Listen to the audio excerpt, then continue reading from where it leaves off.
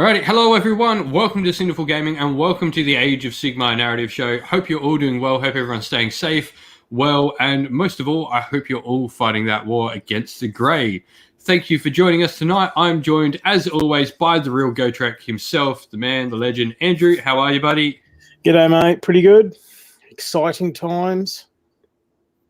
Yeah, it certainly is. I mean, we said we'd do a show if, of course, the 3rd edition announcement happened, and, well, it happened. Here we are.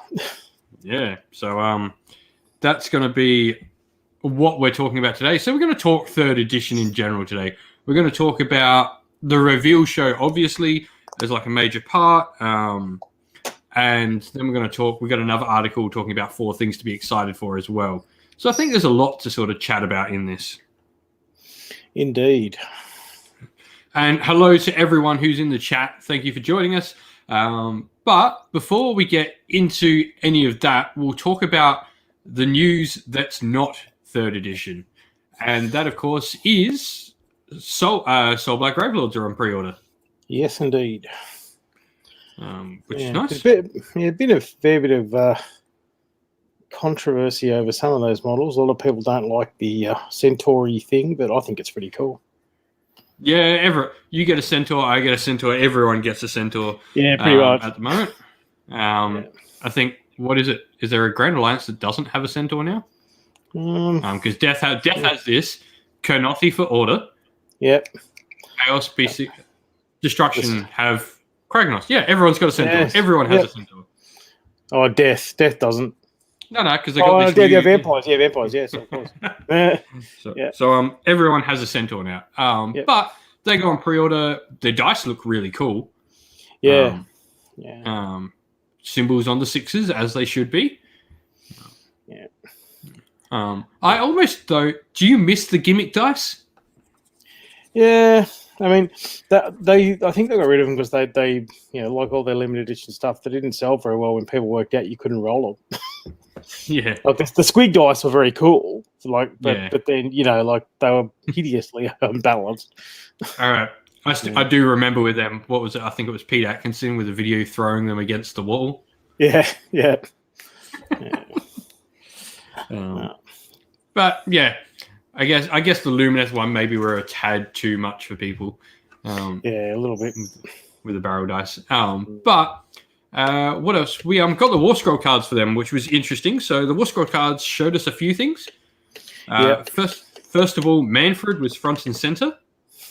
Yeah, make Cliff happy. Yep. Gravesite markers were on the tokens. Yep. And Prince Duval, the Underworld's Warband leader, had a War Scroll card of his own. I think 3 sort of interesting bits to pick apart from that one picture. Yeah, it's interesting that a lot of people speculated that they might retcon Manfred as well, but no, there he is back in all his glory. Yeah, well, judging how like Broken Realms went, I think he's going to be like the main player. Well, I mean, he hasn't been as much as Clint Herald would object. He hasn't really been one of the best players in terms of Mortark. So, yeah. Be interesting. Him and Neferata sort of pulling the strings now. Well, the Neferata too.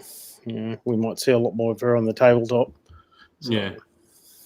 Yeah. So I mean, Soul Black Gravelords. Soul Black Gravelords go on pre-order this Saturday coming, so it'll be out the week after that. Yep. So 2 weeks away. Yeah, and hopefully we might actually see the Kragnos pre-order. Yeah. So I guess before we start talking about the reveals, the only thing they mentioned in this was that we're going to have, by the sounds of it, they sounded like they're talking about 2 more reveals in May. They said that, and the way they made it sound was they're both Age of Sigmar related. Yeah. There's been a bit of that. I mean, remember they did a similar thing with the new 40K when we had the 40K webpage and the countdown and things like this. So they're doing it in a very similar way. So it's obviously their way forward now, I guess. Yeah, as long as it's not a malign portents countdown to the countdown to malign portents, I'm all good. Yes, the countdown to the countdown. Yeah, that was a bit silly. Mark, the destruction faction, we'll get to that in due time, buddy. Don't worry, we got plenty to talk about on that. We'll go through the reveals though, and then we'll talk about the new article that popped up at the end. So yeah, Mark, don't worry, we got plenty to say on that. But day 6, everyone was like anticipating, and then we all sort of maybe got, I guess, a little bit of nerves when apparently some leaks for the Eisenhorn trailer dropped. Yeah. People were, Yeah, because like, I was talking about that when like it happened, and like that was like one of the only things I could see it not being AOS 3. Like, it had to be something massive. And to be fair, I think a live action 40k show is certainly that thing. Yeah, for sure. But it's not really in the same vein as a new edition, though. No. There was very little that it was going to be. It was going to be this, probably Old World. I doubted like they had Old World ready, but like if Old World came out with models and stuff, sure, that was a whole day. Yeah, see, I didn't think it'd be old because remember they said with Old World how far away they said it's a long way off. So yeah, that was my whole thought. I'm like, the only way it would be Old World was to have models, and that doesn't seem likely. No. But yeah, it was. Look, I mean, there was also a little bit of angst. People saying, I've only just bought into this, but that's going to happen with every new edition. Yeah, I mean, so probably one important thing to note that they did say is that. Unlike 40k, it seems this edition is going to change a lot less to 8th to 9th for 40k. Yeah. All our battle types will remain relevant. Everything we have, Broken Realms, all of that, relevant still. Yeah. And I think they had to do that too. Like, AOS 2, really, much more a complete system when it came out than 40k was when they did the big switch from sort of 2nd to 3rd or... for the last couple. 7 to 8. Yeah. But yeah, so it's pretty good. We'll see a bunch of stuff soon. So it all started when we got teased this little trailer here, the new look logo. Yep. Some might note that it's bright again. So just the Soul Wars have finished. Yeah. So for those who don't know, like this is very reminiscent of the original logo that came out for Age of Sigmar. Maybe not quite as cartoony looking, but definitely a brighter logo than what we had. Yeah. And obviously during the Soul Wars, as you said, it all of a sudden went very grimdark looking. Yeah. And the time of good. Yeah. Well, yeah. So we've had that sort of story stuff about, this is order pushing back. And that sort of stuff. So, it's away from the death and into the new rule of order, that sort of thing. Yeah, which is really cool. Like Age of Sigmar does this so well with like the evolving narrative throughout the show and all that sort of stuff. It just does such a good job at it. Yeah. Very cool. But yeah, so we got the new edition announced proper. This is apparently the rulebook's cover. I love this piece of artwork, and we'll get talking about her in a second. Yeah. The whole angelic yet vengeance orientated, it's very biblical in its scope. Yeah, and I mean, that's sort of Age of Sigmar in general, I think. It's very mythologically God-focused. Yeah. Oh, yeah, for sure. But, beast hunter. Yeah. And we've got this cool piece of artwork out of there. It looks like some sort of shrine, Chaos War shrines around it. Maybe even a bit of Skaven in the back there. Yeah, I mean, it would be good to see some new Skaven stuff too. I haven't seen Skaven for a while. Yeah, like it's so weird because we lost like the year due to a worldwide pandemic. You forget how long ago some things were. Like what Skaven's almost 3 years, like 2.5 years. Yeah, Skaven's a long while, and we haven't seen them much in the meta either for that reason. Yeah, they were all shit hot for a while, and they didn't stick around like say the Feck that came out at the same time stuck around. No, that's right. There was all the the angst around some of their endless spells and things, and then it just sort of went gone. Well, I mean, you do see one Skaven model on the table. If you play a Caradron Overlord player, I guarantee you will. Yes, yeah. You just don't see a Skaven model in a Skaven army. Yeah, you see it in a bottle. Yeah. But we got this cool piece of artwork, so I really like. This reminds me very much a lot of the End Times piece with Ulthuan shattering. Yeah. And I mean, there's also a lot of the sort of implications that the Seraphon can have a bigger role too.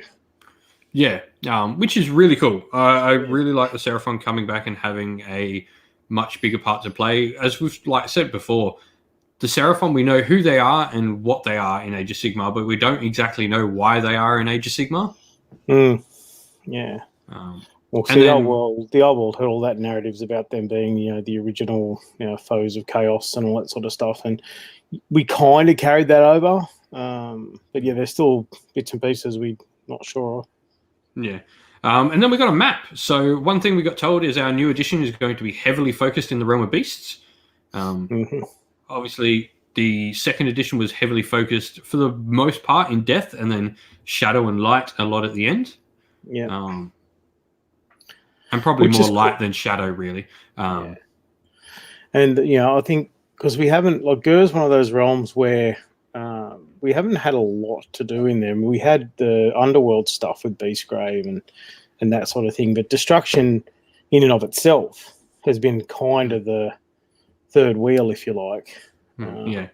So that's cool. Yeah.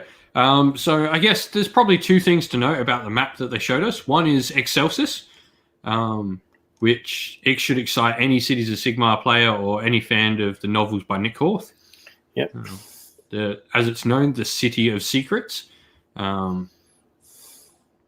which is cool. So I think we're going to get rules for this in the new Broken Realms book. Yeah, I mean, they also talked a lot about, we're going to see more free cities and things like that. So, Excelsis is just the start, I think. Yeah, I think we're going to see Cities 2.0 pretty early in the edition, honestly. Yeah, there was, talk of new free guild models as well, so that would be cool. Yeah, and of course, we've already got the Order of Vizier stuff, so I think that's, seeing where all the witch hunters are going so far, I think when we get Order of Vizier, they're going to be part of cities, which is cool. That's another aspect you can add to your cities. I think, for me, it took me a while with cities to get over the run my elves as elves. Of course, I've just built a Wanderer's army, but that beside, run your elves as elves and your dwarves as dwarves and all that. It takes you time as an old world player to get over that. Yeah. That's not what cities are about. Cities are about elves and dwarves and humans. Yes. Yeah, it's interesting, that sort of stuff. Just looking through Twitter and various other socials since the announcement, there's been a fair few sort of, salty 40k players coming out of the woodwork too, which I thought was kind of weird. And a lot of it hinged around that sort of stuff, like people asking why does everyone hate this, and they're saying that stuff like, I can't use my dwarves as dwarves anymore, and those sorts of things. And I thought it was odd that came out now when they've just announced new stuff for that very sort of thing. So it is what it is. There's always going to be some people with some salt. The other cool thing on the map, though, I think, besides talking about the map, and I'll talk about that in a sec, is Beastgrave on the other far side. Which I think just solidifies and confirms Kragnos coming out of Beastgrave, and a bunch of other things coming out of there as well, which is cool. Yeah. So, I mean, that also means, on a sort of side note, that we'll probably get a new Underworld set too. Yeah. Yeah, because obviously Underworld started in Shadespire, and then it moved realms because it was between death, just outside of the death realm, so Nagash couldn't touch it, and then of course it sort of just transforms, and now we're in Diachasm, which is effectively the Maw of Beastgrave. Yeah. So, and Kragnos is apparently going to erupt out of it. So, yeah. I guess one of the interesting things, if you look at this map for people looking at it, it'll notice like a lot of the continents have teeth and mouths. Yeah, yeah. And that is an actual thing in the realm of beasts where the continents eat each other. Yep. So there was a really cool story where there's this island full of greenskins, right, in the middle of a bay, and this Moor from like this coastal like Freegood city, they never bothered to fight the Oryx because the Oryx would come and they go away, but they could never sort of like flush them out. But eventually what happened is the coastline ended up encroaching so close to this island and it actually crushed it. The bay ate the little island eventually as it moved and ate it. Yeah, problem solved. Yeah. So that was that. But that's enough about the realm. Let's get talking about those Stormcast. And first of all, Yandrasta. Oh boy. Yeah.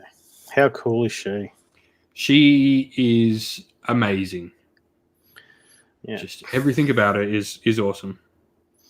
Yeah, the Stormcast with spears, you know, it's something that we people have been wanting for a while, and to have her as kind of the pinnacle of that sort of new Stormcast. Very cool. Yeah. And she's actually got wings too, not the sort of lightning wings that the older Stormcast have got, which is interesting. Yeah, the prosecutors and all that sort of stuff. Yeah, who had the sort of lightning-y, almost like an armor sort of situation rather than actual wings. Yeah, but she's really, really cool. I love her as a model. Apparently, on the base, there is these markings mean something. And there was a lot of speculation as to them being something to do with these new swamp dwellers that we'll talk about in a sec. Yeah, there was also a rumor engine that had like a foot, some bestial sort of foot on a very similar sort of part here, this like dangling moss. Yeah. Maybe she's part of a dioramas thing, so there's something that goes with her, like some of the old 30k kits. That'd be really cool. Yeah. I mean, GW don't seem to have done that themselves. Forgeworld did that for a bit, but interesting if GW went that route, I guess. Yeah. I do love the little murder screw on her base. I don't know if people have noticed that. The little screw on her base, the back behind her, is pretty cool. Yeah. But she's just such a good model. And so she's a monster hunter on par with like the Celestant Prime. Yeah. I think she's one of those like models that pretty much is going to be a auto include for narrative Stormcast players, regardless of what the rules are like, because she's just so awesome. Yeah. So because she's like Celestant Prime, she sort of transcends Stormhost. And apparently she transcends like Allegiance as well. So she's going to be another one of these mixed Allegiance models. Yeah, it can be in any Stormcast army you like. Yeah. And that's a good move. Yeah. Yeah. It's a good move for GW because it means that, their sales are going to increase on the model because everybody's going to want one. Yeah. And then, of course, we got the new Vindictors. And I just love the fact that they're not replacing the Judicators and Liberators, that they're a new thing. I think that's great. Yeah, they're really cool. I really like these. I like the form-hugging sort of armor that they've got. Yeah, and there's been a lot of size comparisons out there, and they do go pretty well with the existing ones. They just look like a new type of unit rather than a rejigged Liberator, which is very cool. Yeah, like they don't have hammers or bows or anything like that. They got spears. They got a completely different weapon loadout. So to me, they're a bit different. Yeah. But the whole reason for this, they've made a new mark of armor. So for those not in the know, if you don't want Broken Realm spoilers, stop right now. I'm about to blurt out a bunch. 3, 2, 1. So what happens is in Be'lakor, he sort of makes this giant sort of shroud across the realms that the Stormcast can't punch through when they die. So a bunch of them are getting sucked into the abyss. Not all, but a lot. Yeah. And so Grungy, out of nowhere, the Smith God, has come with Sigmar and his 6 Smiths and have made a new version of Stormcast armor that effectively shatters and shoots them up in some like piercing bolt of light when they die. So most of them come back. Not all, but most. So they can get through that barrier. Yeah. Yeah. So people talked about this. This is, I guess, a little interesting part here. Is, do you reckon they do mortal wounds when they die? Ooh, I actually hadn't considered that. I suppose if they actually do, like if the way the description works in terms of gameplay, they may. If they literally explode when they die, well, yeah, possibly. Yeah, it's just something like cool that I'm like, maybe. If you think about it, there's a lot of now troop types, look, depending on their armaments, do a mortal wound when they make a save. So, maybe. Yeah. But cool. Stormcast with 2-inch reach weapons is really nice. Well, yeah, and that's what I meant. Look, they haven't had that before. They haven't had that option.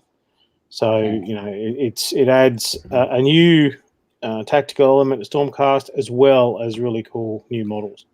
Yeah, you could see like I'm playing games with like Liberators in front, Vindictors behind. Yeah, and then even Judicators behind them. Yeah, throwing their hammers over the heads of their friends. Yeah, but like to me that just looks so thematic. You got a wall of Liberators who are like sword and board in the front with their big shields. You got spearmen over the top, and then you got your archers at the back. Yeah, or even like, as I say, the prosecutors doing the jump up, throw hammers, jump back down again at the back. Yeah, and some paladins on the side. Yeah, new paladins are nice. And yep, that is a perfect segue. Did not plan that one at all. To this guy, an Annihilator. Yeah. A lot of people have been putting up pictures of him next to Captain America from the end of Infinity Wars. With the Mjolnir and his shield. Yep. Certainly get the vibe. I love the lion chest plate. Yeah. You know what he reminds me of though? First edition Terminators for 40k. Yeah. Just that shoulder part there. Yeah. I mean, again, clearly Stormcast are the Space Marines of Sigmar. But yeah, he's again much like the new warriors, as like the new spear guys as well. He is not out of place alongside the other paladins. He's just different. Yeah, it's nice to see a paladin with like sword and board, with hammer and board, but same thing, like hand weapon shield, because all our paladins are currently dual hand weapons. Yeah. So it'd be interesting to see what sort of damage dealing they can put out, because obviously the other paladins hit like trucks, but yeah. Well, the one thing, 2-up save, and I'm hoping that goes to more Stormcast than just this guy. I want more 2-up and 3-up saves in Stormcast. They should have them. Yeah, and it'll mean that will probably result in a increase in points somewhere, I would think, but that's fine. Yeah, always been a fan of, I don't mind paying more points for my Stormcast. I just want them to fight more like Stormcast. Yeah, they're supposed to be the elite army. But it's again, part of that's just the way that the game evolves. I mean, they were the army for a while, and then other people usurped them, and then when we get a new edition, they'll probably bounce back. So, yeah, I just hope maybe this time we have a bit more longevity with Stormcast. So they had the Gav Bomb, and then they sort of like Shootcast, I guess, stuck around, but it never really like caught on. No, I mean, for a while there, the bullshit Comet was the go-to. The Comet plus Gav Bomb. Yeah, and then that just sort of people found ways around that, and they just sort of stopped. Yeah.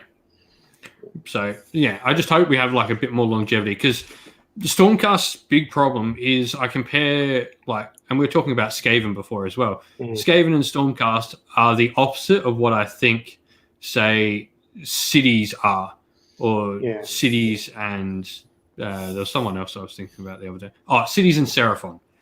Yeah, they're 4 armies here with like massive amounts of units, like massive amounts of units. Yeah, and Seraphon and cities, the vast majority of units in those armies have use. in some way. And Cities does it a little bit different. Seraphon, they're just all good normally. But Cities gives you options for all the units. So it sort of spreads wide and catches all the units, while Seraphon just sort of gives one thing to everyone that's a golden ticket. Yeah. I mean, and that's the issue, you know, from an army building perspective as well. Like, it's very easy to put an army together with something like Caradron when you have to have Arcanauts. Yeah. But you know, when you've got such a big choice. Yeah, and there's a lot of pitfalls and traps in Stormcast currently. Yeah. A lot of which are very cool units, which is sad. Yeah. So I hope we get a much wider net with Stormcast and more of those units get made usable. Yeah, indeed. As I think I said before, I'd really like just to see the original Warrior Chambers get a big boost. Yeah. Like, I remember the days when 5 Retributors were the scariest thing on a tabletop. Yeah. It's been a long time since then. Yeah, anybody riding a Dracoth was a nightmare as well. Yeah. And well, then we know Stormcast are half the starter box. We've been told like that. Surprise, surprise. Anyone who was surprised. I mean, the only other army I thought maybe could be the good guy side was Lumineth, with how hard they're pushing them at the moment. But I mean, it was always going to be Stormcast, wasn't it? Yeah, it's like 40k. You nearly always get Marines. It's the same principle. Yeah. There's a reason. I don't think it's a bad thing. No, there's a reason there's a Marine statue and a Stormcast statue at the front of GWHQ. Yeah.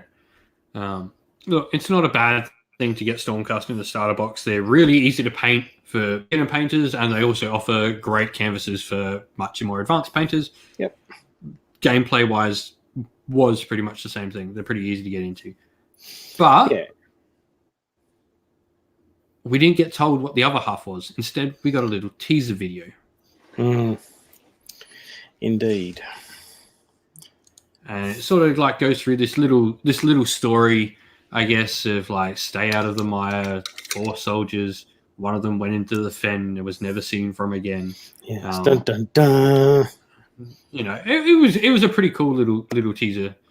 Like I like the riddle of it and all that sort of stuff. So the question begs to differ. What are we going to see? And if you're in the comments, let us know what you think we're going to see. Well, I mean, I've openly said what I hope they are. Yeah, I think we're both hoping for that.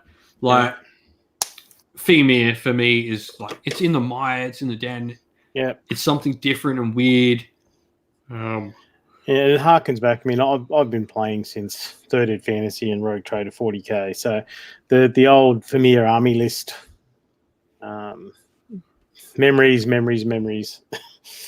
Yeah, and it's also like it's very. I said before we went on air, it's very Celtic myth with the Fomorians and the the original inhabitants of Ire and things like that. So it's I would love to see it. Yeah. Yeah, Femir for me would be just great. I mean, you could even have like Femir and have them summon like fen beasts to bring back some old school stuff. Yeah. Maybe even for me that's the cool one. Obviously, the rumors are saying Hobgoblins, and I believe that less and less the more I get to know. Yeah, I mean, look, I Hobgoblins, if they're going to, I mean, look. AOS has, messed with a whole lot of archetypes, obviously, already.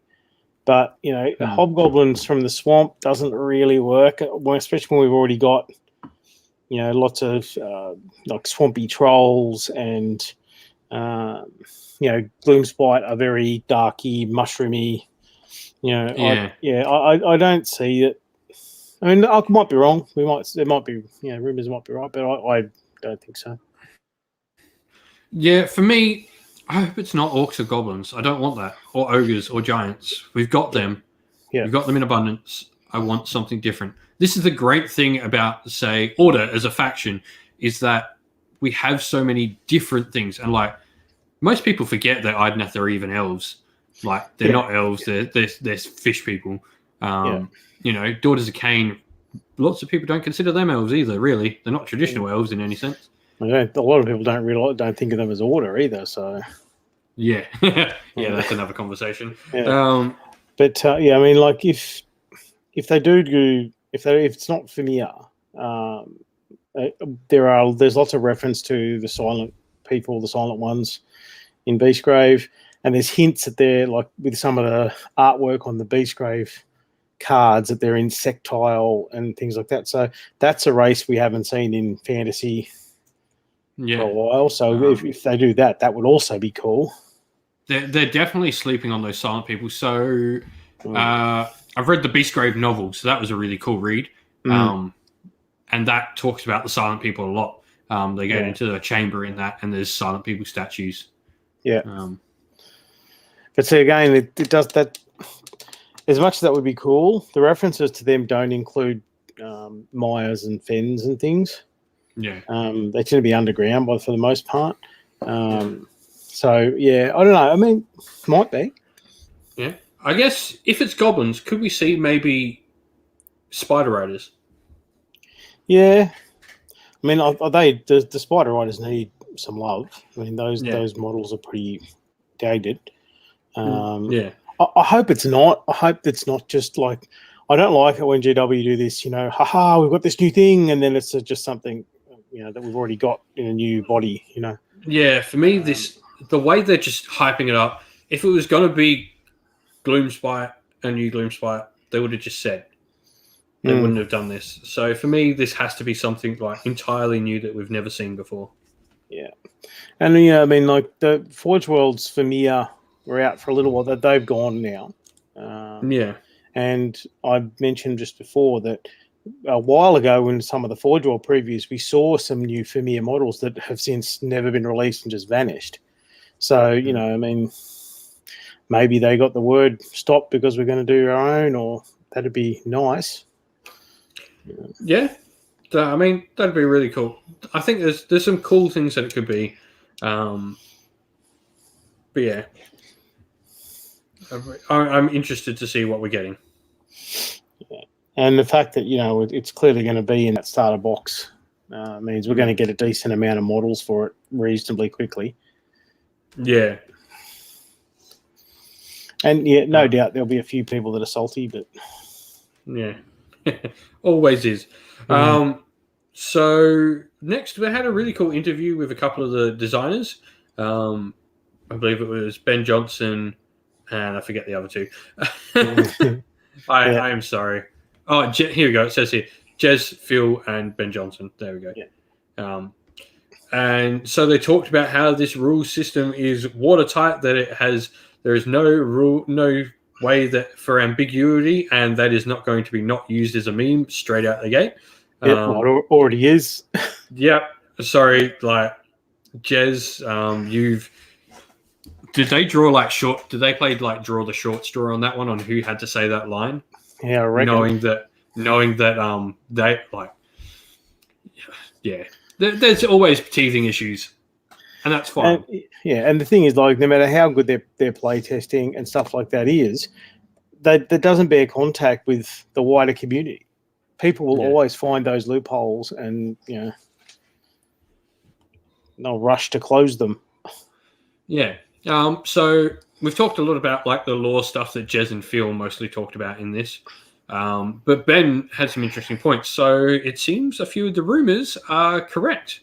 So command point structuring is different. You get more command points if you go second in a turn. Yep. Double turn has stayed. Battalions, they didn't say they're going, but they said we're getting core battalions. Yeah, so well I'm kind of thinking that might be depending on your army, you get some battalions for free, maybe? Yeah. I don't know. They didn't really elaborate very much on any of this. It was all sort of just quick little tidbits of information. But it did seem promising. They've made some changes. They've recognized some parts in the game, like battalions, just the whole, it's a have and have not scenario. Yeah. Cool. You recognize the clear problem with the game. Let's just hope you recognize shooting. There's a lot. The double turn thing is whenever anyone mentions that online, is a massive shit fight. Like for mine, I think it's a good addition. I like it. Yeah.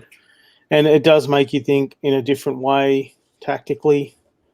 You know, you've got to take even if you don't get double turned, you know, then what you do is going to have to bear in mind that you might the turn after. So, you know, I like it.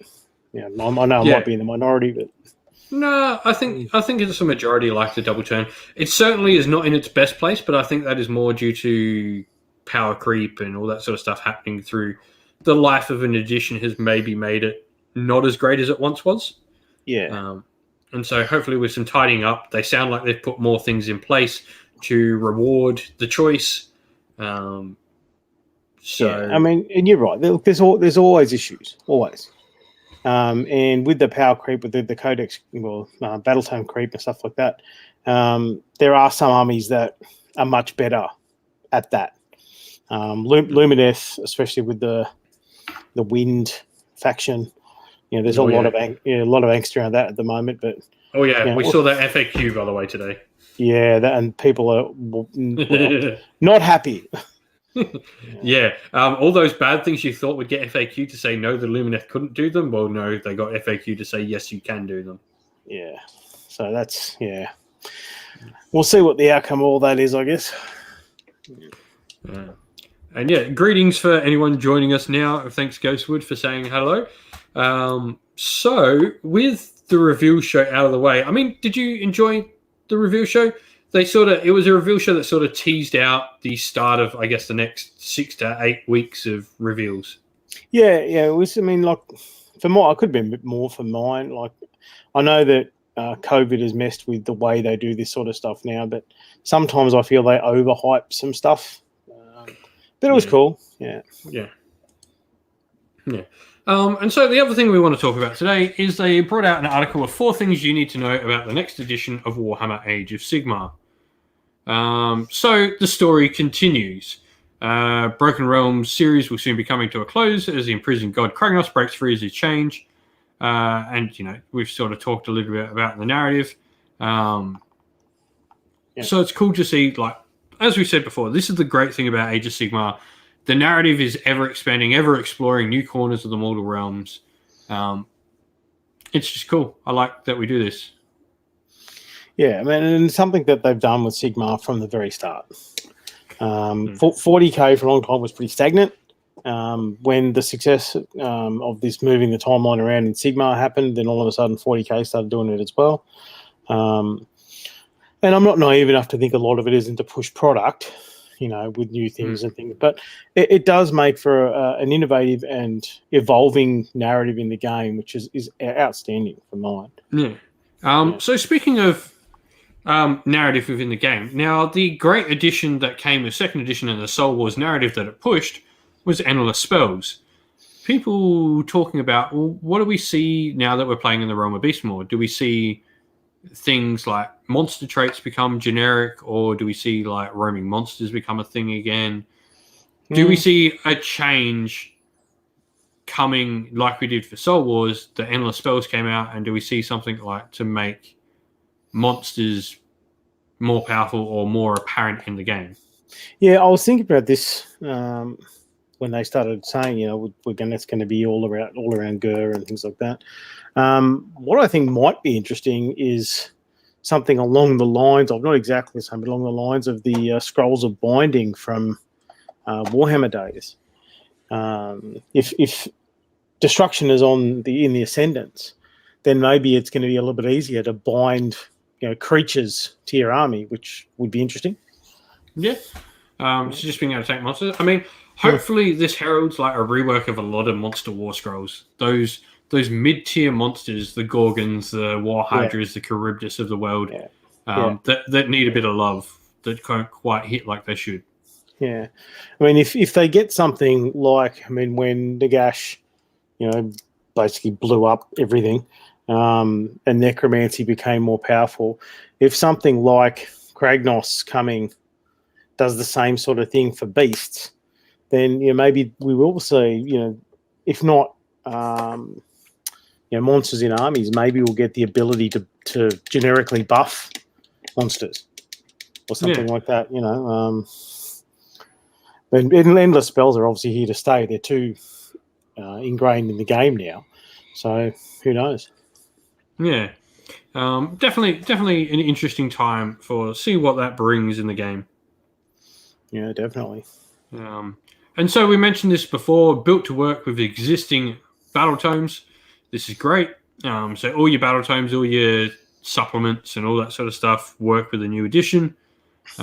This is cool. I mean, this was a big thing with the current 40k edition that people, and why I guess 40k is currently not maybe the happiest that their battle tomes aren't coming out as quick. Yeah. Yeah. But bear in mind, I mean, 40k did have everything go from edition to edition for a while.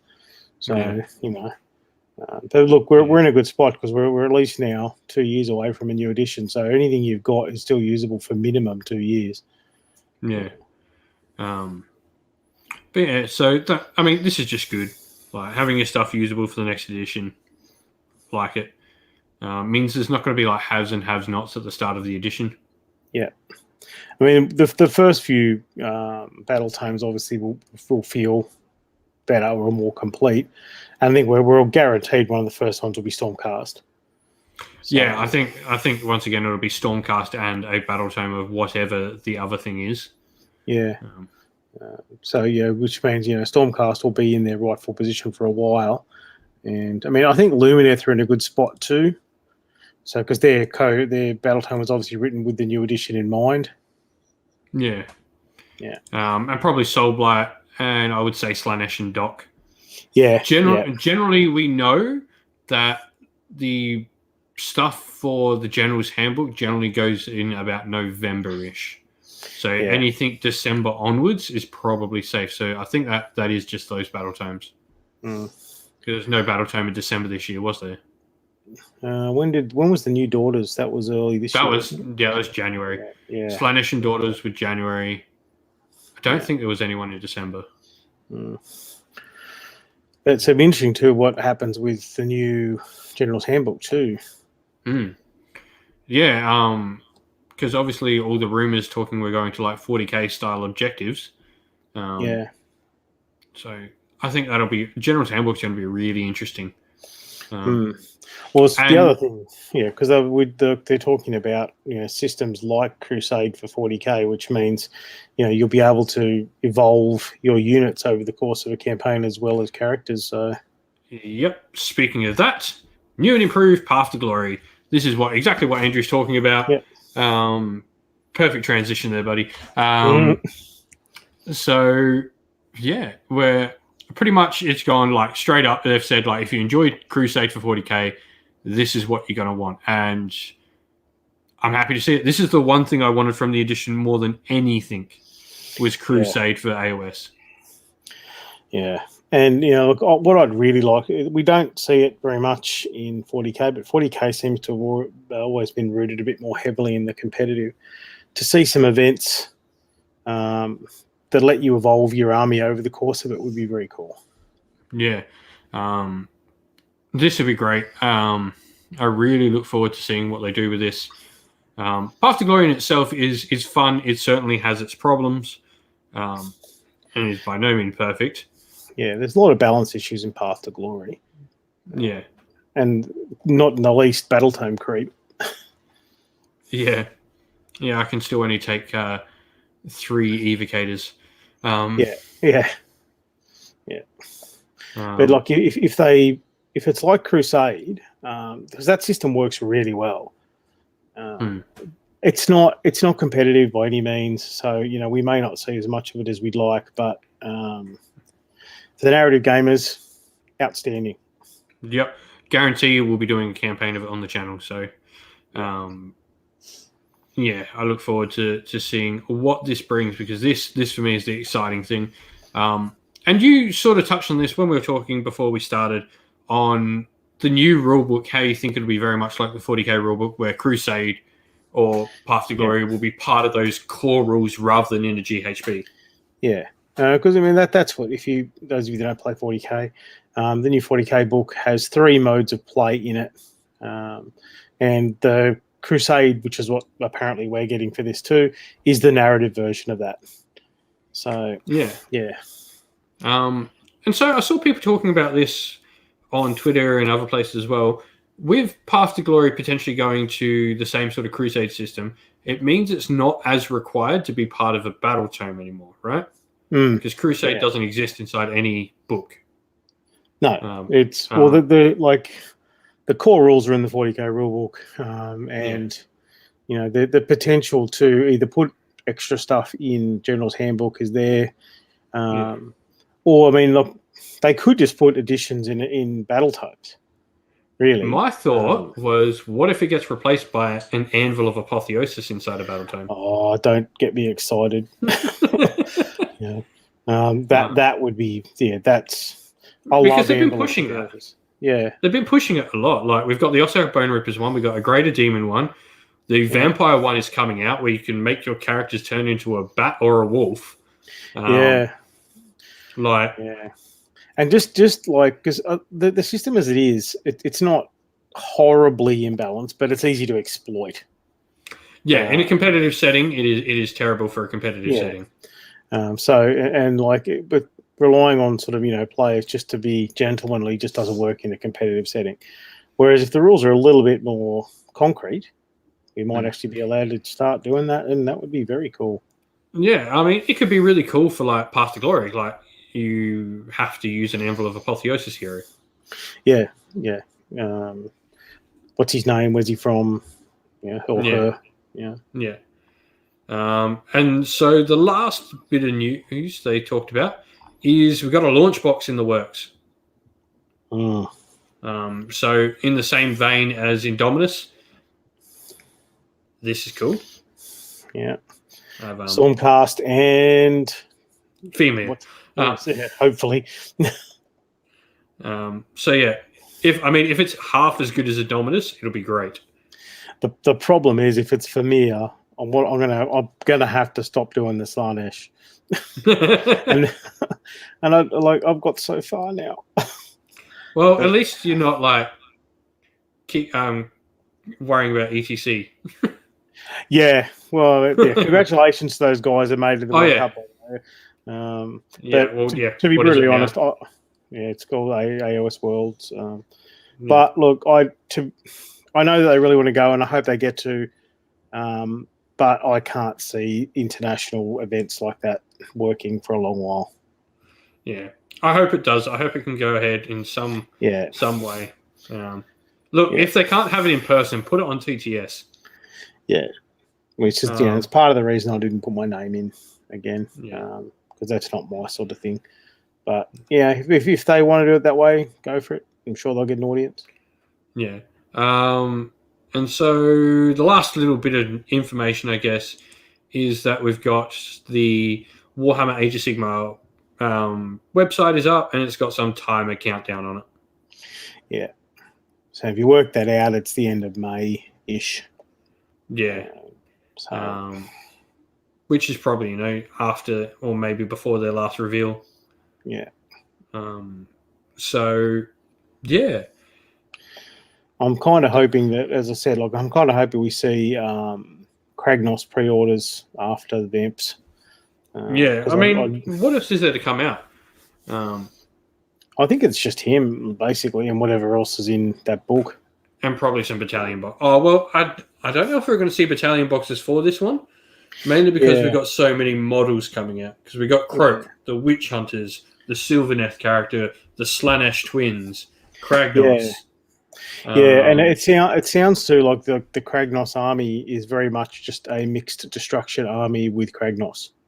Yeah. So, unless they want to put together, put some Oryx in a box with some ogres maybe, but... Yeah. I think, I don't think we'll see battalion boxes because we're just going to see so many models released. Yeah. I'm just like, as I said the other day, I've got mixed destruction sitting here ready to go. All I need is to paint up Kragnos and we're off. Nice. So yeah. The Sylvaneth character looks pretty sweet. She'll probably be able to pick up. Yeah, and if it comes out in time, it'll be that mixed destruction army that's going to Sydney Slaughter So Nice. So yeah, I'm excited for the new edition. I don't know about you. oh yeah, that made my day. Yeah. I had a really shitty week, and it was like, oh yes, jumping up and down. Yeah. Yeah. Just like that was my big thing because like I did the like reaction stream, staying up for it. It was like 2:30 a.m. I'm like, if this is an Age of Sigmar 3, I'm going to be so pissed. Yeah, I had just driven back from Canberra, so I was sound asleep and got up to it the next morning. Yeah, staying up to 2:30 if that was not Kragnock, was not AOS 3. Oh boy. Suing Games Workshop for lost sleep. Yep. But it was, and look, I'm really looking forward to it. The last edition when it came out was a blast. Yeah. Yeah, the Souls War stuff was amazing. I can only imagine this will be just as cool. Yeah. Like, as we said, the job that they're doing evolving the story is so good. For someone who's been around this stuff, literally since the late 80s and early 90s, the evolution of rules and narrative writing for this has been, incredible to watch. Yeah. No, it's great. No, I'm really looking forward to seeing what a new edition brings. I'm looking forward to seeing like the new places explored and all of that. Yeah, new free cities. And what's great too is like we're finally getting the chance to do some stuff on channel. So we should have like narrative battle reports coming out on the channel. We've got a Warcry campaign that we're organizing, so we'll play through the Warcry campaign that came out in Tome of Champions last year. Yeah. And then we'll definitely be doing a Path to Glory campaign on the channel. You can bet on that. Yeah. Watching our generals and their armies advance and transform. Yeah, and we should have Soulbound kicking back off again sometime soon as well. Just got to get the last few pieces in place for that. Cool. But I think that's about all we need to really ramble off. If anyone's got any questions they want to ask before we sign off, I guess. About the new edition, hit them up now. But otherwise, I guess the last thing to talk about is like local stuff. So I opened up another 10 spots of tickets for Cinderful GT for anyone who wants to come. If you're from South Australia or Australia in general and you want to come, it's on the 6th and 7th of November. And so, yes, that is the same weekend as Runax. We booked our venue first and couldn't change it. So that is what it is. But we sold out at 40. I've had another 10 tickets. Half of those are sold already. And this coming weekend, Goulburn Smash is on. Yep. Obviously in Goulburn. I managed to score a dropout ticket to that, so I'll be heading up there very early on Saturday morning. Nice. Yeah. Awesome. And yeah, re-rolling ones, Jack's in the chat. He's like, keen to see some more Path to Glory for 3.0. And I'm like, couldn't agree more, man. Like that is the best thing. I mean, yeah. Just the ability to make the game your own even more. It's just excellent. Yeah. I'd be really interested to see what they do. And like taking that out, it'd be interesting to see what they throw in the General's Handbook and stuff like that. And whether or not we get like, they had it for 40K. They've had like a couple of like Crusade based books. Yeah. So we might get campaign books. So Jack's asking what army are you taking to Goulburn Smash, Andrew? I've had to do it immediately. I'm going to take my destruction, but I've worked out I can actually do it as a More Tribes army. Nice. So it'll be an unconventional More Tribes because this is my destruction army that's based primarily on my old Ogre Kingdoms army. So a couple of units of Gluttons, unit of Iron Guts, some Man-Eaters, a Huskal, and a custom, two Butcherous Lord Master and a custom Tyrant Nice. That I use the big Reaper Hill Giant model for, who's got his own backstory and stuff. So, awesome. yeah. But yeah, so I reckon that's it. We're going to sign off. I have had one very, very busy past week. Yep. Know that feeling. Yeah. But thank you all for coming and watching. Please don't forget to drop a like on the video, and if you haven't already, subscribe to the channel. But we will see you all again in a couple of weeks, where we'll probably be talking Soulblight Gravelords.